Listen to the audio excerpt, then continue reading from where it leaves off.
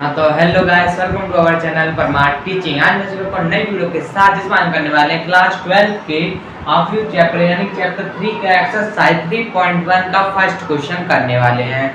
First question हम करने वाले हैं स्टार्ट। हमने जो है चैप्टर 3 का इंट्रोडक्शन जो कर लिया था, वो थी हमारी फर्स्ट वीडियो है। हमारी एग्जाम्पल हमने नहीं किया है। एग्जाम्पल क्यों नहीं, क्योंकि हमारी जो एक्सरसाइज है वो हमारे पूरे एग्जाम्पल्स पर ही है, यानी कि उसमें हमारे सारे एक्सरसाइज में मिल जाएंगे, इसलिए हमने एग्जाम्पल नहीं किए हैं। हम करते हैं सीधे क्वेश्चन, ठीक है। अब हमें देखिए एक्सरसाइज 3.1 का क्वेश्चन नंबर 1 हम करने वाले। तो आइए बढ़ते हैं वीडियो में आगे। वीडियो को लाइक और चैनल को सब्सक्राइब कर लें। अब देखिए क्वेश्चन नंबर 1 है हमारा, ये हमें एक ऑब्व्यू दिया हुआ है। मैंने जो है इसका चैप्टर 3 का इंट्रोडक्शन दे दिया, यानी कि परिचय इसका बता दे कि ऑब्व्यू क्या होता है, इसकी रो कौन सी है, कॉलम कौन सी, यानी कि पूरा परिचय हमने उसमें बता दिया। अगर आपने वो वीडियो नहीं देखी तो उसे जाकर के पहले देख ली, तभी आपको समझ आएगा। तो आइए इसे मैं बताते हैं। सबसे पहले उसने हमें ये जो है ऑब्व्यू दिया हुआ है, ये हमें ऑब्व्यू दिया। फिर उसने हमसे क्या कहा है कि एक तो इस ऑब्व्यू की कोटि ज्ञात कीजिए, दूसरा ऑब्व्यू के अवयवों की संख्या ज्ञात की, और तीसरा अवयव हमें कुछ दिए हुए वो निकालने कि इसमें ये अवयव कौन से हैं। तो आइए बढ़ते हैं। सबसे पहले करते हैं क्वेश्चन नंबर 1, जो कि हमारा ऑब्व्यू की कोटि। मैंने बताया है कि कोटि क्या होती है, रो और कॉलम का इंटू करने पर हमें कोटि प्राप्त होती है। कोटि हम कैसे लिखते हैं, m इंटू n, लेकिन हमें m की जगह पर रखते हैं हम रो की संख्या, n की जगह पर रखते हैं कॉलम की संख्या। तो इसमें रो कितने हैं, रो बोले तो पंक्ति, कॉलम बोले तो स्तंभ। रो कौन से हैं, ये वाले जो 5, 19 और 7, ये हो गए रो।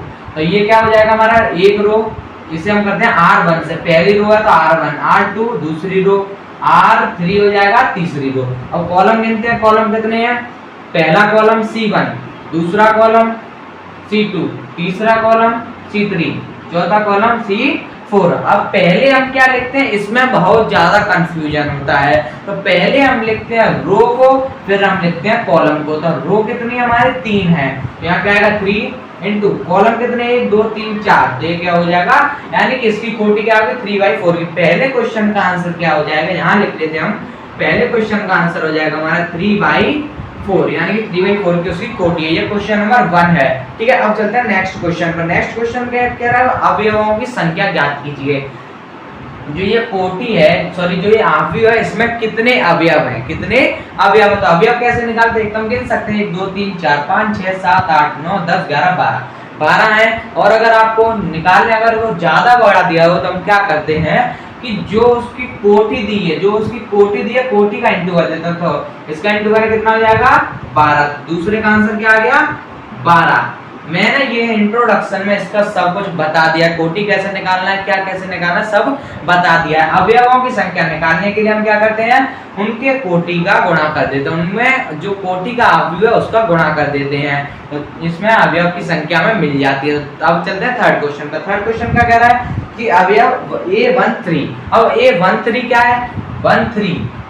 तो थर्ड क्वेश्चन के लेते हैं हम। थर्ड क्वेश्चन में A13, उसमें भी बहुत पार्ट है, तो A13 निकालना है। अब A13 क्या है, ये होता है हमारा अवयव। अवयव तो है, लेकिन कौन सा है, पहली रो का तीसरा अवयव, पहली रो का। इसमें जो 1 होता है, देखिए जैसे A, इसे हम लिखते हैं A1J से, A1J, इसमें जो 1 होता है वो होता है रो, और J होता है वो होता है कॉलम, ठीक है।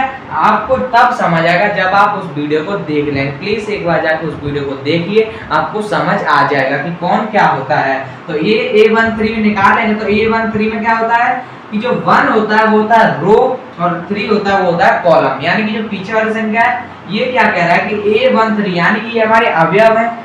जो ये हमारा पूरा है वो है अवयव है, लेकिन जो ये है, जैसे ये 2 है, ये हमारा अवयव है, ये है, ये हमारा अवयव है। लेकिन इतने सारे अवयव हैं तो इनका कोई ना कोई अलग नाम होगा। जैसे इनका, इसको हम पढ़ते हैं A11, इसको हम पढ़ते हैं A12, इसको पढ़ते हैं हम A13, ये होता है A14, यानी कि पहले रो का पहले कॉलम में रखा हुआ, पहले रो में और पहले कॉलम में, पहली रो है दूसरे कॉलम में रखा है, पहली रो में तीसरे कॉलम में, पहली रो में चौथे कॉलम में रखा है। तो इस प्रकार से हम इनको नाम देते हैं। अब इसमें हमें निकालना कि A13, अब A13 निकालने तो ये क्या कर रहा है, पहली रो में तीसरा कॉलम, पहली रो में तीसरा कॉलम।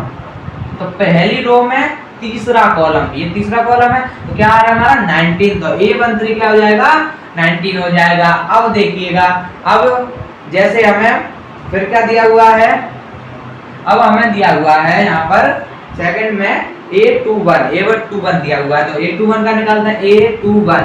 अब इसने क्या कहा कि दूसरी रो का पहला कॉलम, दूसरी रो का पहला कॉलम तो क्या आ रहा है 35 आ रहा है, तो ये कितना हो जाएगा 35 हो जाएगा। अब लेंगे हम A, फिर हमें क्या दिया हुआ है A33 दिया हुआ है, थर्ड पार्ट दिया A33। अब A33 क्या है, A33 में हमें निकालना है कि तीसरी रो का तीसरा कॉलम, तीसरी रो का तीसरा कॉलम निकालना है। तो थर्ड रो कौन सी हमारी ये वाली है, थर्ड कॉलम कौन सा ये वाला है, तो इसमें हमारा ये थोड़ी ना आएगा, कॉलम तो है हमारा, कॉलम ये आ रहा है, लेकिन उसने क्या कहा तीसरी रो का, तो तीसरी रो ये है तो हमारा क्या आ जाएगा -5 आ जाएगा। तो यहाँ क्या लिखेंगे -5 लिखेंगे। अब यहाँ लिखते हैं जैसे, अब उसका फोर्थ पार्ट दिया हुआ है A24, क्या दिया A24, तो फोर्थ में क्या है A24 निकालना है। A24 यानी कि दूसरी रो का चौथा कॉलम, तो दूसरी रो का चौथा कॉलम निकालना, तो ये क्या हो जाएगा 12 हो जाएगा। अब